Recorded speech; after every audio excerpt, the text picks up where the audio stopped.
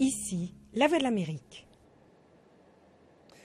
Jacques Aristide dans la capitale américaine, heureux d'être de nouveau avec vous. Washington Forum décortique cette semaine la fulgurante et dangereuse montée en puissance de l'État islamique. Autrefois petite faction insignifiante, l'État islamique contrôle aujourd'hui de larges pans de territoire en Irak et en Syrie. La communauté internationale le considère plus inquiétant qu'Al-Qaïda. Après la décapitation de James Foley, l'administration Obama veut désormais défaire les djihadistes ultra-radicaux. Décryptage. Washington Forum.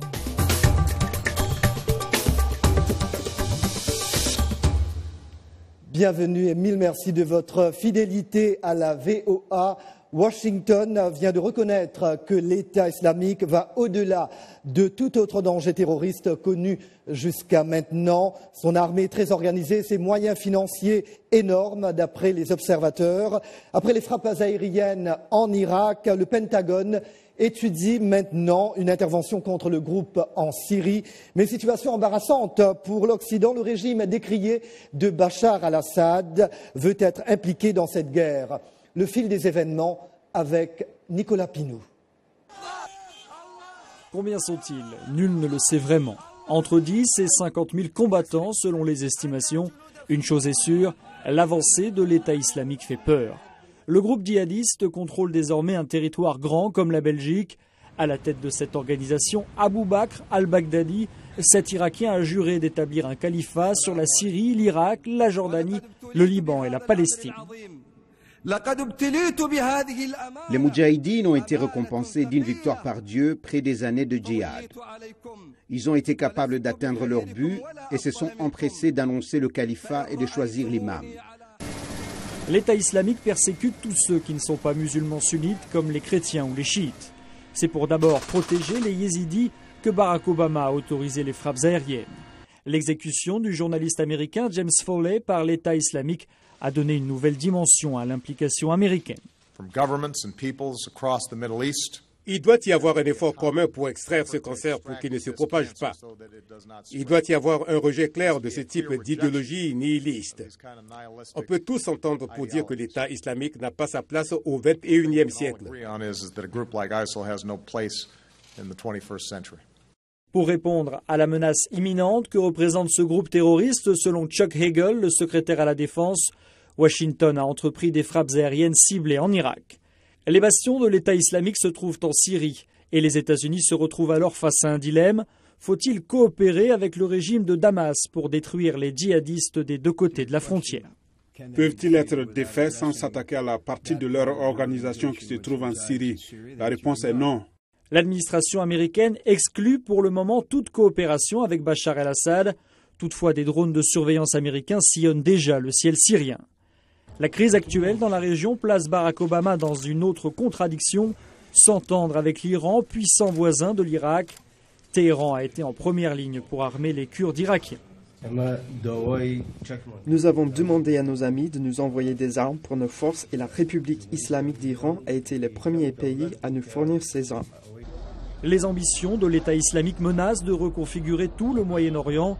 Malgré eux, les États-Unis sont contraints à une réponse militaire. Un paradoxe pour un président qui a mis fin aux guerres américaines en Irak et en Afghanistan. Nicolas Pinault, Washington, la Voix de l'Amérique. Merci bien Nicolas. L'heure d'accueillir mes invités. À Bruxelles, Pierre Piccinine, rédacteur en chef du Courrier du Maghreb et de l'Orient, reporter de guerre et écrivain belge. Il a à 2 reprises été emprisonné ou retenu comme otage en Syrie en 2012 et 2013. Et avec moi sur ce plateau, professeur Walid Pharès, conseiller auprès du Congrès américain sur le Moyen-Orient, l'Afrique et le terrorisme. Il est l'auteur de l'ouvrage « Du printemps arabe à l'automne islamiste ». D'emblée, d'autres repères rapides sur l'État islamique ou l'EI pour abréger. Ses origines remontent à octobre 2006, lorsqu'il était connu comme l'État islamique d'Irak, devenu en avril 2013 l'État islamique en Irak et au Levant. Le groupe prend son nouveau nom le 29 juin et un califat est proclamé à Mossoul. Il contrôle un quart du territoire assyrien et pratiquement la moitié de celui de l'Irak. Pierre Piccinine, vous vous êtes rendu à plusieurs reprises en Syrie et rien que le mois dernier, vous étiez à Falloujah, ville irakienne sous l'emprise de l'EI depuis janvier. Comment avez-vous pu pénétrer dans cette zone et qu'avez-vous vu? Alors, c'était un concours de circonstances. Quand j'avais été enlevé en 2012 par les services secrets syriens et retenu en prison à Damas pendant une semaine après avoir été torturé à Homs, j'ai été beaucoup aidé par un groupe de prisonniers politiques, dont le fils d'un notable important de Falloujah, qui avait participé à la résistance contre l'intervention américaine en 2003. Et c'est grâce à lui que j'ai pu, à partir du Kurdistan irakien, infiltrer l'État islamique et me rendre pendant une très courte période de temps, quelques heures seulement, à Falloujah. Nicolas l'évoquait tout à l'heure, nous ignorons le nombre exact de combattants de l'EI. Jusqu'à 50 000 disent plusieurs estimations, mais le journal en ligne Mashable, citant un chercheur irakien, parle de 100 000 militants, dont plus de 10 000 étrangers. Exemple, Douglas McCain, cet Américain de 33 ans tué récemment en Syrie, tandis que l'homme cagoulé présenté comme le bourreau du journaliste James Foley serait un ex-rappeur britannique. D'après des responsables américains, des combattants d'Al-Qaïda sont même en train de changer de camp pour se joindre à l'EI que le même Al-Qaïda considère comme trop radical. Alors, professeur Fares, comment expliquez-vous la progression fulgurante de ce groupe? Il y a une autre façon de voir ça, c'est une mutation normale, naturelle, du mouvement djihadiste global qui a été matérialisé par Al-Qaïda pour une décennie et maintenant avec la montée fulgurante de l'État islamique, à cause des succès sur le terrain, le succès amène le succès, nous assistons à une sorte de reprise du mouvement djihadiste vers une nouvelle direction, vers l'EI. En anglais, on l'appelle « switching to ISIS ». Toutes ces forces-là, que ce soit au Levant, mais aussi loin qu'en Libye, au Maghreb, sont en train de rejoindre ISIS. Alors, il faut dire, côté argent, le Guardian écrit que la découverte de clés USB a permis de mettre au jour une fortune de 2 milliards de dollars, alors que les analystes financiers affirment que le groupe tire 3 millions de dollars par jour des puits de pétrole et champs gaziers qu'il contrôle. De quoi, d'après des observateurs, faire fonctionner les services publics de base, voire combattre la pauvreté dans les régions qu'il contrôle. Pierre Piccinine, l'EI s'est-il mué en un système politique, militaire et socio-économique attrayant aux populations sunnites? Cet état de choses complique-t-il la guerre contre l'EI? Alors effectivement, je pense que, contrairement à ce que certains observateurs disent, selon lesquels l'État islamique ne serait pas un État, oui, je crois que c'est devenu un État qui contrôle, comme vous l'avez dit, une grande partie de l'Irak, tout le nord-est de la Syrie, et qui est en train de s'organiser comme un État sur le modèle de l'État féodal, de l'État médiéval que le prophète Mahomet avait mis en place à partir du 7e siècle, et après le début des conquêtes et de l'extension de ce qui allait devenir l'Empire arabe. C'est-à-dire que le calife Ibrahim, donc le chef de cet État islamique, le chef autoproclamé, est en train de nommer des gouverneurs, de découper des provinces, de nommer des juges également, qui jugent donc, qui organisent des tribunaux selon la loi coranique, la charia, et toute une administration se met progressivement en place. On relève l'impôt dans ces provinces, et donc effectivement on a un État qui se structure avec son armée, mais là c'est assez compliqué parce que c'est une armée qui est composée des propres combattants de l'EI, mais aussi de combattants issus de tribus sunnites d'Irak surtout, et puis de différents mouvements djihadistes en grande partie syriens qui ont été fédérés depuis avril 2013 par l'EI. Alors justement, vous parlez de l'homme à la tête. Celui qui est à la tête de cette organisation, c'est l'Irakien Abu Bakr al-Baghdadi, autoproclamé calife donc. Awad al-Badari, de son vrai nom, né en 1971 à Bagdad. Il avait été arrêté par les Américains en 2005. Il est aux commandes depuis 2010. Professeur Fares, que sait-on davantage de cet homme? Surpasse-t-il Ayman al-Zawahiri? Est-il en fin de compte le nouveau Ben Laden? Entre guillemets, c'est calife Omar. C'est encore un peu plus que Ben Laden. Parce que même Oussama Ben Laden ne s'est pas déclaré lui-même comme calife à la place du calife. À la place du calife, comme disent No Good. Non, ça ne s'est pas passé. Mais même aussi le chef des talibans, le prince des croyants, ne s'est pas déclaré comme calife. En fait, ils avaient mis des conditions, Al-Qaïda avait mis des conditions sur le contrôle de terrain pour qu'il y ait un État. Ce contrôle est arrivé sous le règne de M. Omar, du calife Omar. Donc c'est pour cela qu'il s'est déclaré, qu'on l'a déclaré le conseil de politique, si vous voulez, des mouvements djihadistes, ils l'ont déclaré comme calife. Mais cela ouvre un autre problème parce que d'autres mouvements, dans d'autres parties du monde aussi, vont procéder à la même chose. On a vu déjà. Alors justement, emboîtant le pas à Baghdadi, le chef de Boko Haram, voilà, Abu Bakr Shekau, a proclamé il y a quelques jours un califat islamique dans la ville nigériane de Gwoza. Pierre Piccinin, l'EI a-t-il des liens avec les groupes djihadistes en Afrique ou compte-t-il en avoir? Alors, il en a déjà. Je pense que on est véritablement face maintenant, avec ce califat, à une sorte d'international djihadiste qui existait déjà d'une certaine manière à travers Al-Qaïda, mais qui est renforcé par la dimension hautement historique et symbolique de la restauration du califat.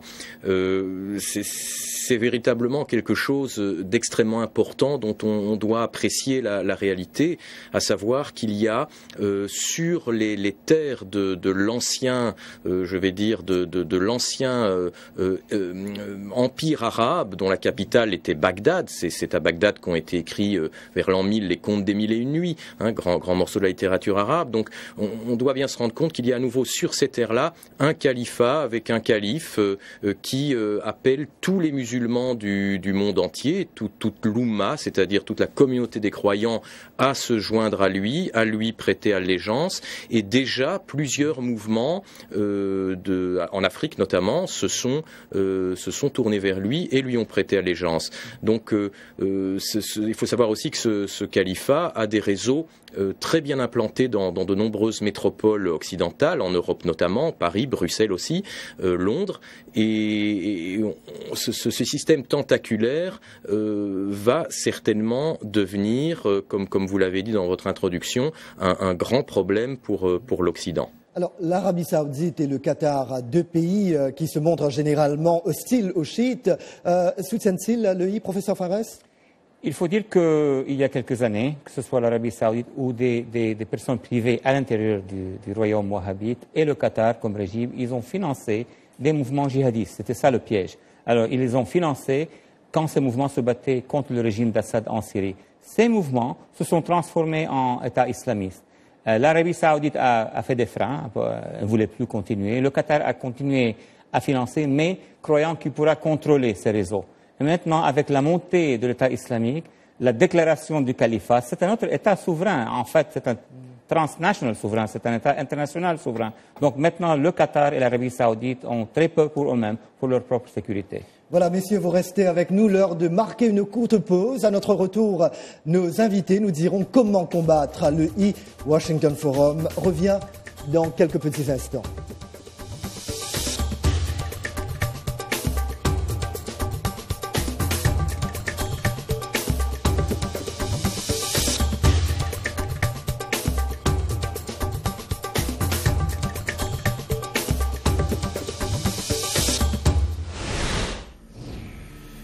La Voix de l'Amérique, c'est votre information, votre partenaire interactif. L'excellence journalistique, des professionnels reconnus, des nouvelles du monde entier et bien sûr une fenêtre sur l'expérience américaine à la radio, la télévision, sur Internet et téléphone portable. La VOA, une information vérifiée, les temps forts de l'actualité en temps réel sur le terrain grâce à nos reporters déployés sur les 5 continents et notre rédaction centrale à Washington qui vous propose des programmes en plus de 40 langues différentes. La VOA, c'est aussi l'actualité américaine. Avec nous, découvrez les États-Unis. Le partage de l'information, les médias sociaux, des blogs, des vidéos de nos citoyens journalistes. La Voix de l'Amérique, c'est une information fiable, objective, des opinions libres de toute censure, des échanges d'idées à l'échelle mondiale. Prenez part au débat. La VOA, toujours au cœur de l'actualité. Toujours avec vous. Restez informés. Jacques Aristide de retour avec vous. Comment en finir avec le dangereux groupe État islamique? Nous invitons le professeur Walid Fares, conseiller auprès du Congrès américain sur le Moyen-Orient, l'Afrique et le terrorisme, et le politologue Pierre Piccinin, ex-otage belge en Syrie. Quelques commentaires Facebook d'abord. Maroufou Bonou du Bénin, on ne peut pas en finir d'un coup avec l'État islamique. D'où vient son armement? Il doit forcément passer par certaines frontières. Souleymane Niémé de Côte d'Ivoire, qui les finance? C'est là le problème. Teddy Takadiri de la République démocratique du Congo, il faut d'abord aller à la source du problème, ensuite chercher une stratégie pour vaincre le groupe. Et Dieudonné Sodabi qui se trouve à Katmandou au Népal. Pour en finir définitivement avec ce groupe, il faut dialoguer avec les forces qui le financent dans l'ombre. Même s'il est éliminé, un autre naîtra. En Irak, des civils sont tués presque quotidiennement. L'année dernière déjà, des universitaires américains avaient établi un bilan de 500 000 morts depuis la chute du régime de Saddam Hussein. Les derniers soldats américains ont quitté l'Irak en 2011, mais pour empêcher le I de prendre à Bagdad, le président américain a été contraint au début de ce mois d'autoriser des frappes aériennes ciblées pour éviter un éventuel acte de génocide, les mots mêmes de Barack Obama. Mais Pierre Piccinini, les États-Unis et leurs alliés vont-ils finalement devoir envoyer des troupes au sol? Écoutez, pour avoir constaté sur place pendant le mois de juillet, la première moitié de juillet dernier, ce qui s'y passe au niveau militaire, je pense qu'une intervention occidentale est nécessaire, que ce soit les États-Unis en particulier ou une coalition plus large.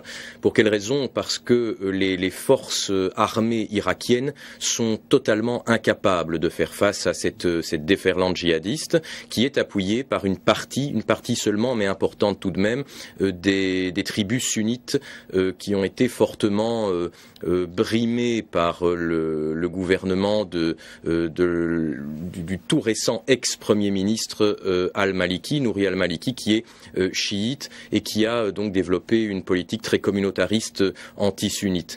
Alors ces forces armées se sont complètement débandées. Vous savez, Mossoul a été prise par environ 800 djihadistes de l'État islamique contre 60 000 soldats irakiens. Beaucoup étaient sunnites et ont déserté tout de suite, mais ensuite les régiments chiites se sont débandés de manière très très étonnante, et ça reste toujours une chose à expliquer. La seule force qui a pu résister jusqu'à présent, je vais dire assez conséquemment, ce sont les Peshmerga, ces fameux combattants kurdes, donc du nord de l'Irak, mais ils sont très très peu armés, et on a vu quand l'EI a véritablement voulu envahir le Kurdistan, a commencé à attaquer le Kurdistan, les Peshmerga ont reculé, et il a fallu les interventions, les frappes états-uniennes. Donc oui, il faudra une intervention occidentale. Voilà, justement, les frappes américaines en Irak ont notamment aidé les Peshmerga kurdes de reprendre le barrage de Mossoul. Que sont-ils et que peuvent-ils face aux djihadistes lourdement armés de l'EI, professeur Fares? D'abord, il faut bien comprendre que les djihadistes ont été vainqueurs dans les zones sunnites. Ils n'ont pas fait une percée à la Joukov dans les zones chiites. Ils savent qu'ils ne peuvent pas le faire. Il y a une armée qui se battra chez les chiites. Oui, c'est vrai qu'ils ont envahi les zones non armées des chrétiens et des yazidis au nord. C'est vrai que les Kurdes, les Peshmerga se sont retirés, mais ils se sont retirés essentiellement des zones de minorités, pas de leur zone. Elles se seraient battues dans leur zone. Donc ce qu'il faudrait faire, et c'est déjà fait, c'est que les frappes aériennes arrêtent l'avance de l'EI. Deuxièmement, pour contre-attaquer, il faudrait d'autres choses. Il faudrait appuyer encore beaucoup plus les Kurdes avec des armes, des entraînements, faire de plus grandes frappes, et en fin de compte, certainement, être sûr que l'armée irakienne à Bagdad pourra aussi faire une contre-offensive, mais il faudrait qu'il y ait des sunnites avec eux. Des chiites qui rentrent dans les zones sunnites, même s'ils sont bien équipés, ça ne va pas aller. Il faut qu'il y ait des sunnites, d'où maintenant la recherche du partenaire sunnite modéré contre l'État islamiste. Alors, le chef d'état-major interarmé américain, Martin Dempsey, est catégorique pour défaire le I. Il faudra également l'attaquer en Syrie. Nous l'avons entendu tout à l'heure, Washington a annoncé l'envoi d'avions espions. Pierre Piccinini, les États-Unis peuvent-ils frapper le I en Syrie sans coordination avec le régime de Bachar al-Assad ? Bon, je pense qu'ils peuvent le faire militairement, c'est possible. Je ne crois pas que la Syrie protestera particulièrement. Toutefois, dans ce jeu très complexe qui implique également Moscou, il y aura certainement des désaccords qui seront passés avec Damas, entre Damas et Washington. C'est évidemment très très dommageable pour la révolution syrienne, du moins ce qu'il en reste, pour l'armée syrienne libre, ces combattants de la première heure, de la liberté, ces défenseurs de la démocratie qui n'ont pas été aidés jusqu'à présent par l'Occident, qui sont submergés par ces vagues djihadistes qui s'opposent non seulement au régime de Bachar al-Assad mais également aux démocrates syriens. Et je crois que cette nécessité tout de même de trouver un accord entre Washington et Damas pour combattre l'EI va malheureusement renforcer le régime de Bachar al-Assad indirectement en lui donnant une certaine aura et affaiblir encore les combattants de la démocratie en Syrie. Oui. Et même question, professeur Fares, Washington peut-il également profiter pour frapper le régime syrien comme l'ont envisagé de le faire les Occidentaux à plusieurs reprises depuis le début de la guerre civile il y a 3 ans? Et on se souvient évidemment, il y a 1 an, Barack Obama voulait le faire et il y avait comme une sorte de cacophonie, n'est-ce pas? Alors, Washington peut-il le faire? Il me semble que dans l'équation actuelle, il y a 2 choses qui ne vont pas se faire. Premièrement, que les États-Unis frappent l'État islamique et Assad en même temps. Deuxièmement, que les États-Unis vont s'allier avec Assad contre l'État islamiste. Ce sont 2 extrêmes qui ne vont pas se faire. Le Congrès et l'opinion publique américaine ne pourra pas tolérer une alliance ouverte avec Assad et aussi ne pourra pas tolérer une guerre à outrance américaine en Syrie. Ce qui va se passer, c'est la bisectrice, c'est au milieu. Les Américains vont frapper l'État islamique en Syrie. Ils vont essayer de faire avancer les forces modérées et kurdes du Nord pour que les unités d'Assad ne prennent pas avantage sur le terrain. Est-ce qu'il y a un plan tout à fait sophistiqué, détaillé? Je ne pense pas que ce plan existe à cette heure-ci.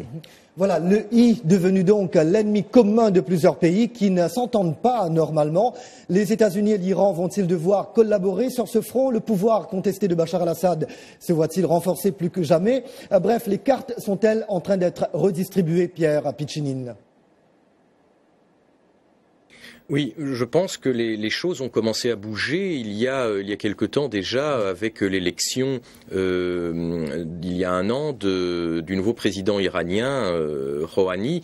En fait, la parenthèse Mahmoud Ahmadinejad est terminée et on revient avec le nouveau président Rouhani à une politique d'ouverture de la part de l'Iran, d'ouverture diplomatique, d'ouverture économique aussi. N'oublions pas que ce qui intéresse quand même l'Occident en Iran, parlons simplement, ce sont les ressources pétrolières et c'est un retour à une commercialisation de ces ressources entre l'Iran et l'Occident.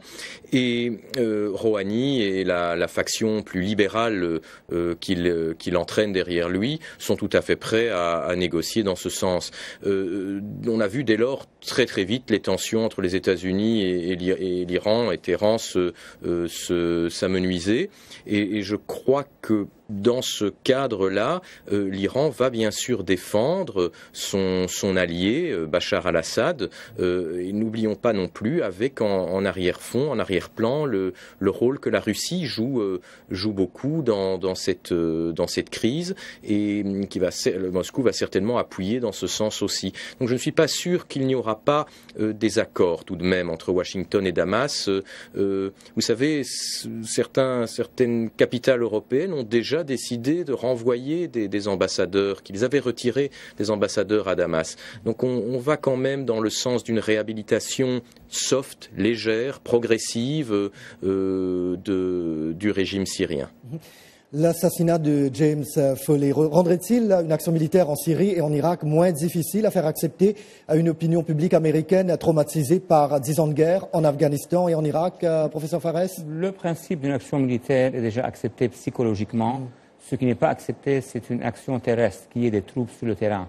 Donc des frappes aériennes, même poussées, des opérations de forces spéciales, ça c'est déjà accepté. Et Barack Obama a été catégorique mercredi sur ce point-là. Oui, pas de troupes au sol, pas d'Américains. Oui, mais il y a toujours cette nuance aux États-Unis entre déployer des forces sur le terrain et avoir des actions soft ou des actions noires, si on veut les appeler, c'est-à-dire des forces spéciales qui opèrent à l'intérieur des zones des djihadistes et qui se retirent après. Ce que je pense va se passer, et c'est que les États-Unis vont essayer de faire des frappes en Syrie, en Irak, et essayer de faire le plus possible pour que des forces alliées prennent les zones des djihadistes. Voilà, justement, si les États-Unis doivent finalement intervenir, sur quels alliés pourront-ils compter? Quel sera le rôle, par exemple, pour les populations sunnites de la région, Pierre Piccinin? Alors, c'est une question très intéressante, mais à laquelle il est difficile de répondre. Les différents contacts que j'ai dans les zones tenues par l'État islamique et donc parmi les populations sunnites sont plutôt hostiles aujourd'hui à l'EI.